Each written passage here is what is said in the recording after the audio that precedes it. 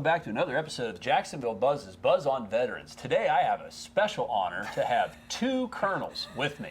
Colonel Chris Budihas, as always, and Colonel Tony Lugo from Picogrid. Yeah. Good morning, gentlemen. Good morning. There is so much leadership here, I don't know what to do with myself. In all sincerity, thank you guys both for your leadership, commanding troops to our great country. Today, you're here to talk a little bit about your life after service in a company called Picogrid. That's correct. So what is a Picogrid, sir? So Picogrid, we're a startup based out of LA. I'm actually in Tampa, though, but we are an autonomous sensor platform company. What we really do is we take any and all sensors. We don't make sensors, we don't make cameras, but we integrate them into a common operating picture that allows a warfighter to synthesize all his information, all his sensors on the battlefield into one single pane of glass so that he can make decisions on the fly. Yeah. So what kind of value proposition you bring to Picogrid, right? Because you and I have talked, we know each other. You're not a ones and zero tech guy. No. So what does the military veteran bring to a company like this? So I think what we really bring is leadership, number one, right? The ability to see a problem, help develop a strategy.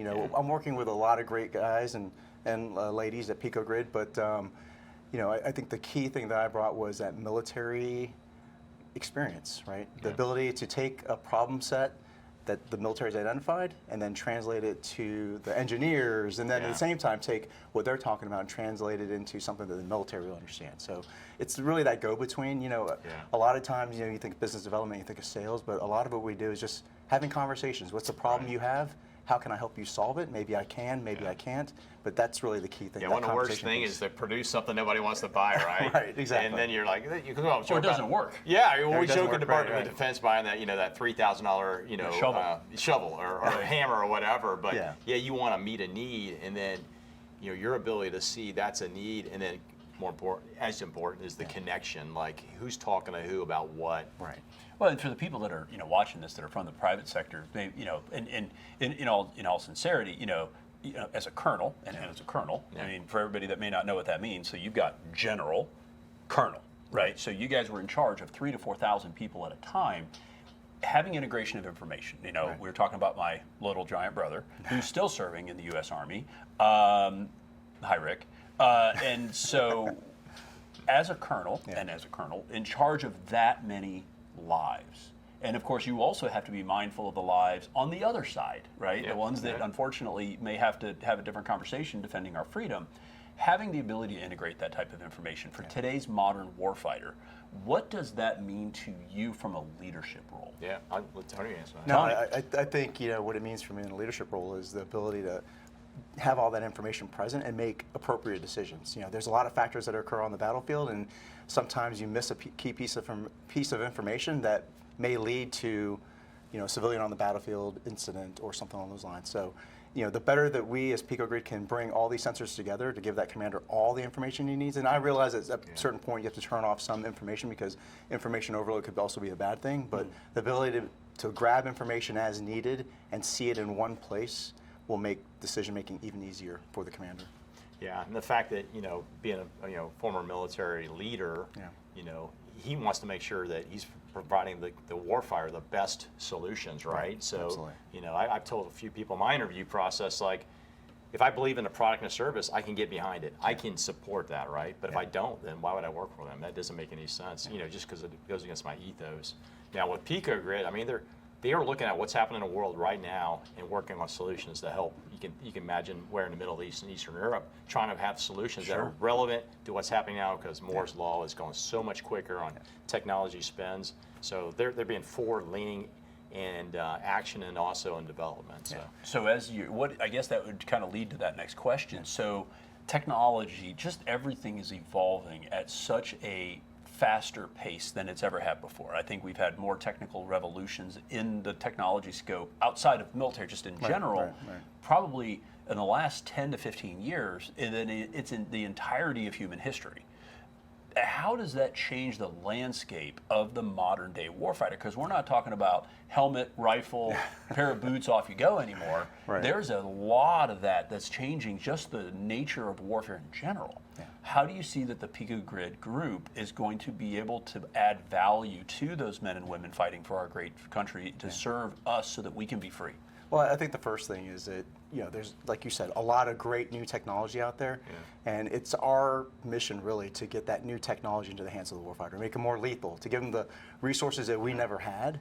But I think the other thing that's happening across the entire DoD landscape, it started with the book Kill Chain, right? Right. The innovation that's occurring, things that 18th Airborne Corps, Marine Innovation Unit, all these guys are out there now looking for this technology to get into the hands of the warfighter as quickly as possible. So I think the culture is changing across DoD, and for a startup, what we allow is not only bring in relevant technology quickly, but we can also change with the warfighter to make things happen quicker. And a lot of times there's a lot of, you think back to programs of record, they're not necessarily going to change as fast, but we have the ability to change a little quicker, bring in rapid, bring in technology quicker to get into the hands of the warfighter, and then also work with other startups to meld that technology into a really good solution that maybe we don't make, but we partner with someone to get it into their hands as soon as possible. And that's a changing landscape. Steve, that wasn't like that. Even Eisenhower said, the biggest threat to America is the military-industrial complex. And then over the Cold War, post-Cold War, in the early 90s, where we reduced to the bigger, I call them the box stores, so I don't want to say Boeing, but Boeing, General Dynamics, and others, great organizations, but they're so big. But you need, because of the speed of technology, you need small organizations that can quickly change to the point of need, because you can't go through those series of bureaucratic layers to get to a solution. You need it now, and you need people that are forward thinking. So that's a great thing for our nation to have this small business innovation and Department of Defense being willing to kind of harness that capability. And it's fascinating, because even if you think 1 to 2 generations ago, not only was the landscape of war different, and of course they say all's fair in love and war, but in today's modern environment, it's difficult to even understand while on the field of battle. You had mentioned civilian casualties, not just friendly fire, but fire that might be civilians in the country that we're in, because the bad guys are camouflaging themselves, not with clothing that makes them disappear in the forest, but literally camouflaging themselves in areas where civilians will be. And so for you to be able to bring that information, granted, the concept of war is not a great concept to talk about, because obviously some things have to happen in order for us to win a war, and that might mean the loss of life on both sides. But it sounds like you're trying to bring that information to have what it could be a very unfortunate set of circumstances if we have to go to war with somebody, at least in the most humane and responsible way possible, ensuring the safety of not just our war fighters, but to the extent to the enemy combatant, but then also to the civilians that just happen to live in a country by which there's strife. So what do you see that's coming around the corner? I mean, this is just, we go on and on technology. I'm thinking, Tony, your last name should have been Stark. You got the beard for it, man. What do you see coming around the corner?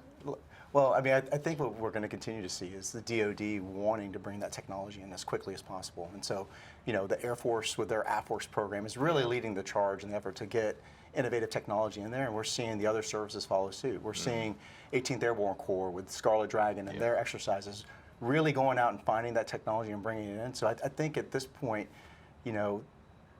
other than the procurement process or the money process to support a lot of that, the DoD is moving out in the right direction to work with startups, to work with companies, to bring that innovative technology in. So, the other piece I would say is that, obviously there's a war in the Ukraine, there's other strife going on there.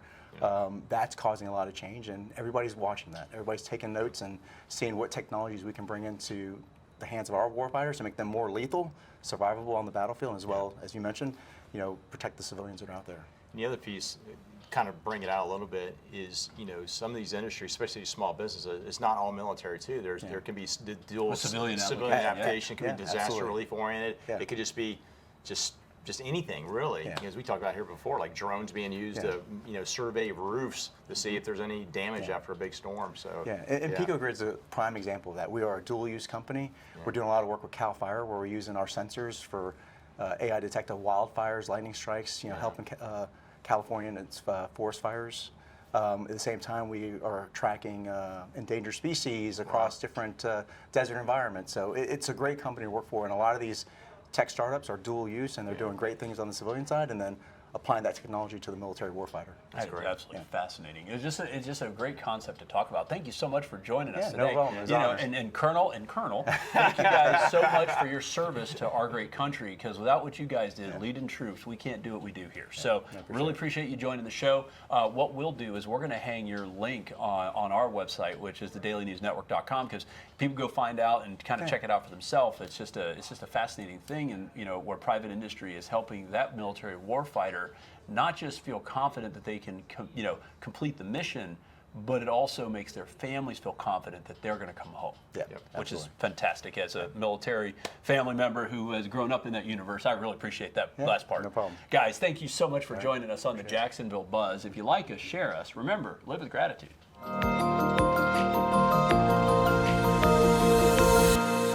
Operation Barbers is a veterans ministry, started in 2017 with the purpose of helping our veterans that kind of got left behind, and they've struggled with addictions, PTSD, suicidal thoughts, those kind of things, helping them get whole again through one-to-one mentorship. Being able to communicate with them and help them can drastically change their life, can drastically change a family's life. The little that we can do is put our hand out and say, hey, do you want a hand up?